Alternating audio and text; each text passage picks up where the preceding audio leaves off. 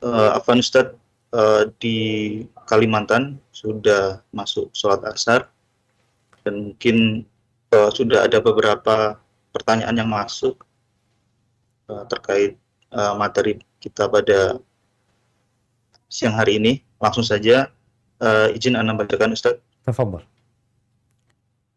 Bismillah, semoga Ustadz selalu dalam lindungan Allah. Izin bertanya Ustadz, bagaimana menjaga tauhid zaman sekarang, di mana banyak ujian, peramal, jimat, sesembah laut, ke orang pintar atau dukun, minta tolong kepada kuburan, percaya hari buruk dan lain sebagainya, hari baik dan hari buruk dan lain-lain, termasuk bagaimana cara taubat kita bila kita secara tidak sadar melakukan hal-hal tersebut.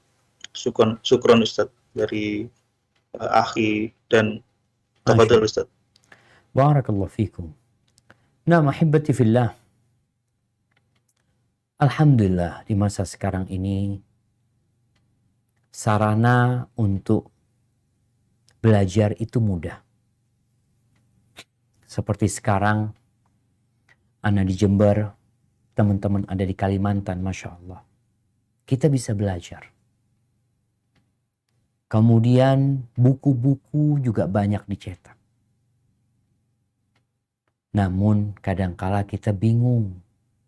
Kenapa klinik-klinik ya, model jimat-jimat, khurafat-khurafat, ritual-ritual yang ditujukan kepada selain Allah masih terjadi. Peramal-peramal, Ana pikir di barat itu udah gak ada peramalnya. Ana pernah nonton. Waktu itu kalau nggak tahu lupa nih di negeri mana. Waktu itu ada acara televisi, acara khusus peramal. Jadi meramal kerjanya. Ini di barat pakai bahasa Inggris apa bahasa Spanyol, nggak lupa ya. Dan itu banyak yang menonton gitu. Subhanallah. Maka tugas kita adalah belajar supaya kita tahu mana yang syirik dan mana yang bukan syirik. Inti dari tauhid adalah mengesahkan Allah Azza wa Jalla dalam semua bentuk ibadah kita. Keyakinan kita akan keberadaan Allah, kebesaran Allah, sifat-sifat Allah, ilmu Allah. Itu Allah yang maha tahu.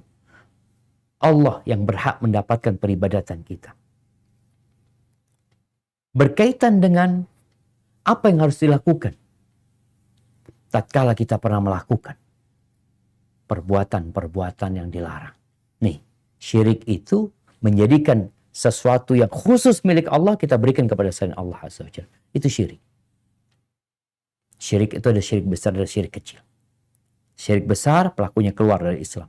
Syirik kecil ya dapat mengantarkan kepada syirik besar. Kalau pernah melakukan, kita bertobat kepada Allah Azza wa Jalla. Umpamanya kita pernah melakukan ritual ya, meminta kepada selain Allah Azza wa Jalla, bertobat. Dengan taubatan nasuha. Kembali kepada Allah. Katakan asyhadu an la ilaha illallah. Yang konsekuensi dari orang mengatakan asyhadu an la ilaha illallah. Dia tidak boleh beribadah hanya kepada Allah Azza wa Jalla. Setelah itu dia memperbaiki. Kalau mungkin ada orang-orang yang pernah dia ajak melakukan kesyirikan.